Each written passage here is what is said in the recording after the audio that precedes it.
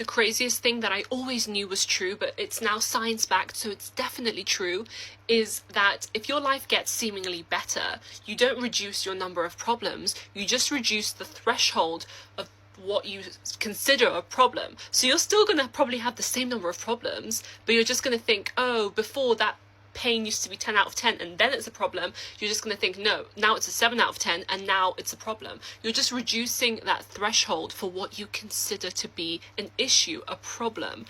Replay that so you'll get it. This is called prevalence-induced concept change, and Michael Easter presented it on the Huberman podcast, and he said another scientist sort of discovered this. I forgot the scientist's name, but go watch that podcast. But it's literally saying how, like, we will always probably think we have problems, no matter how many resources, how much money, how good our life gets, unless we sort of look within and check ourselves and realize that a lot of our problems aren't really problems. Let's say that in our brain, we always have to have 20 problems open, almost like tabs open in a computer at one time. We don't think this consciously, it's subconscious.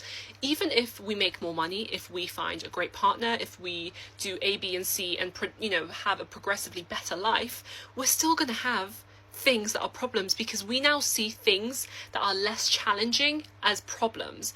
Whereas if you notice people who go through incredibly challenging times, because they're so laser focused on a few, like 1 or 2 or 3 big problems in their life, they don't see the little things as problems. Whereas if those bad things went out of their life, they would perceive those smaller things as problems.